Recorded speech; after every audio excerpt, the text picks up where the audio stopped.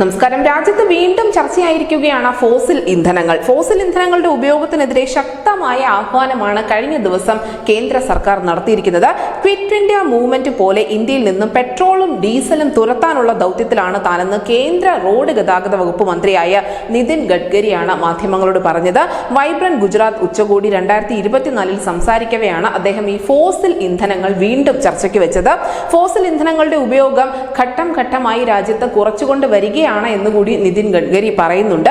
എന്തായാലും ഫോസിൽ ഇന്ധനങ്ങളുടെ ഉപയോഗം കുറച്ചുകൊണ്ട് വരുന്നത് വഴി നമുക്ക് രാജ്യത്തെ വായു മലിനീകരണം കാര്യമായി തന്നെ കുറയ്ക്കാൻ സാധിക്കുമെന്നുള്ള ഒരു വെളിപ്പെടുത്തൽ കൂടി അദ്ദേഹം നടത്തുന്നുണ്ട്. നമുക്കറിയാം, ഈ നമ്മുടെ രാജ്യത്തെ വായു മലിനീകരണത്തിന്റെ 40% വരുന്നത് ഗതാഗത മേഖലയിൽ നിന്ന് തന്നെയാണ്. അതിനോടൊപ്പം തന്നെ മലിനീകരണം മാത്രമല്ല, മറിച്ച് സാമ്പത്തിക വ്യവസ്ഥയിലും വലിയ പ്രാധാന്യം ഈ ഫോസിൽ ഇന്ധനങ്ങളുമായി ബന്ധപ്പെട്ടുണ്ട്. കാരണം നിലവിൽ ഇന്ത്യയുടെ ഇറക്കുമതി ബില്ല് വർദ്ധിക്കാനുള്ള ഏറ്റവും പ്രധാനപ്പെട്ട കാരണം ക്രൂഡ് ഓയിലുകൾ തന്നെയാണ്.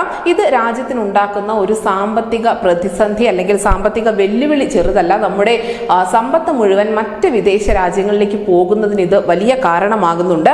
എന്തായാലും ഇത്തരത്തിലുള്ള കാര്യങ്ങളൊക്കെ ചൂണ്ടിക്കാണിച്ചുകൊണ്ടാണ് അദ്ദേഹം ഈ ഫോസിൽ ഇന്ധനങ്ങളെ പറ്റിയുള്ള പരാമർശം നടത്തിയിരിക്കുന്നത്. നമുക്കറിയാം, ഇതിനോടകം തന്നെ രാജ്യത്ത് ഡീസൽ പെട്രോൾ വാഹനങ്ങൾക്ക് ബദലായുള്ള പല മോഡലുകളും പ്രമുഖ വാഹന നിർമ്മാതാക്കൾ അവതരിപ്പിക്കുന്നുണ്ട്.